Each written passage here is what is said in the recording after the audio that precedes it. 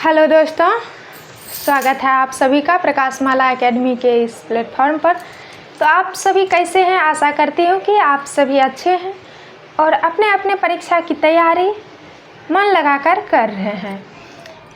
तो जैसा कि आप सभी जानते हैं कि व्याकरण का एक महत्वपूर्ण टॉपिक है कारक का, और उससे सारे एग्ज़ाम, जितने भी एग्ज़ाम है, बीपीएससी टीआरई हो या फिर बिहार दरोगा हो, बिहार पुलिस हो, कोई भी एग्ज़ाम आप ले लीजिए, कोई भी कम्पिटिटिव एग्ज़ाम ले लीजिए जिसमें कि हिंदी पूछा जाता है, तो उसमें कारक का 2 या 4 प्रश्न अवश्य रहता है।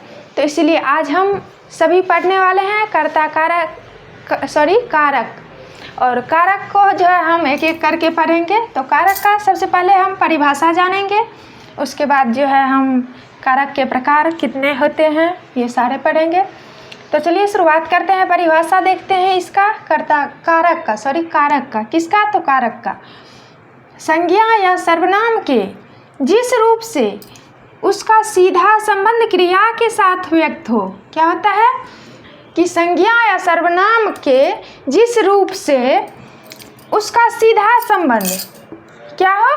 क्रिया के साथ। किसके साथ? क्रिया के साथ व्यक्त हो, वह कारक कहलाता है। क्या कहलाता है? कारक कहलाता है। जैसे राम ने रावण को मारा। क्या? राम ने रावण को मारा। ठीक है, तो यहाँ जो है कर्ता कौन है? मारने वाला कौन है? राम। ये क्या है? कर्ता। ठीक है, या ये ने, इसका विभक्ति चिन्ह है कारक का। कारक के 8 भेद होते हैं। कितना भेद होता है? तो 8 भेद। कौन कौन सब? तो कर्ता कारक, कर्म कारक, करण कारक, संप्रदान कारक, अपादान कारक, संबंध कारक, अधिकरण कारक और संबोधन कारक। क्या होता है? संबोधन कारक। ठीक है, तो अब हम इसका विभक्ति चिन्ह देखते हैं। कर्ता, इसका ट्रिक है, कर्ता ने कर्म को करण से के द्वारा, संप्रदान को के लिए, आपादान से, संबंध का के की, अधिकरण में पर, संबोधन है अरे। ठीक है, इस तरह अगर आप याद रखिएगा तो आपको याद रखने में सहूलियत होगी और जो है एग्जाम में क्वेश्चन भी बनेंगे।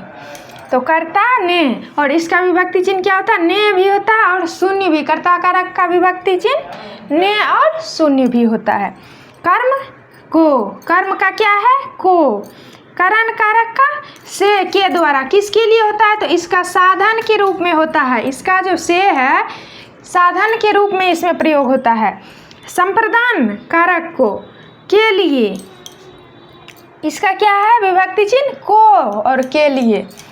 अपादान कारक, अपादान में भी से होता है।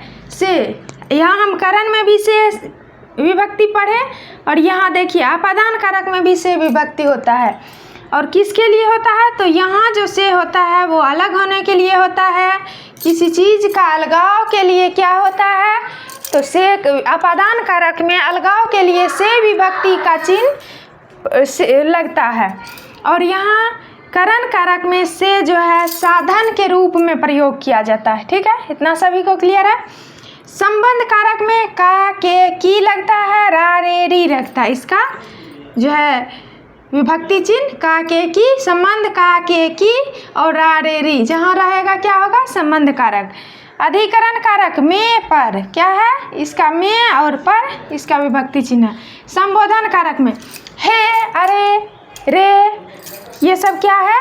अधिकरण कारक का विभक्ति चिन्ह है। तो चलिए, यहाँ पर उम्मीद है कि आप सभी को क्लियर हो गया होगा इतना सारे को। तो चलिए अब हम आगे बढ़ते हैं और कर्ता कारक का जो है परिभाषा जान लेते हैं। कर्ता कारक वाक्य में जो शब्द क्या कर रहा है कि वाक्य में जो शब्द काम करने वाले के अर्थ में आता है। क्या होता है? काम करने वाले के अर्थ में आता है, उसे हम क्या कहते हैं? कर्ता कारक कहते हैं। यहाँ पर देखिए, रोहन खाना खाता है, तो खाना कौन खा रहा है? तो रोहन खा रहा है। इस वाक्य में खाने का काम कौन कर रहा है?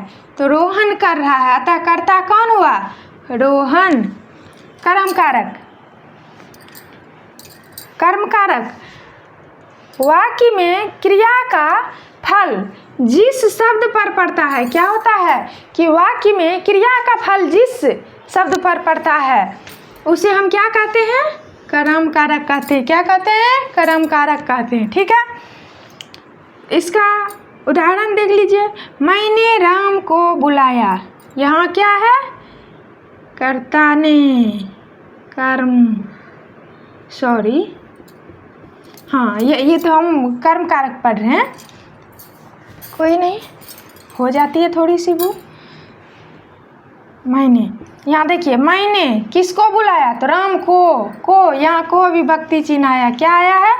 को विभक्ति चिन्ह आया है। तो यहाँ कौन हुआ कर्ता? कर्ता कौन है?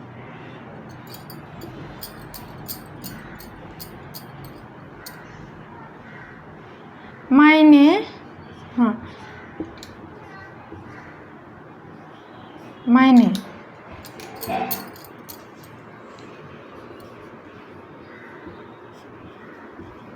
मैंने राम को बुलाया, यहाँ क्या है? विभक्ति चिन्ह को।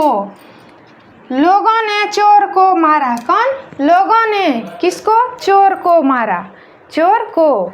ये क्या है? कर्म कारक है। तो आज के लिए बस इतना ही, कल मिलते हैं नेक्स्ट वीडियो में, तब तक के लिए धन्यवाद।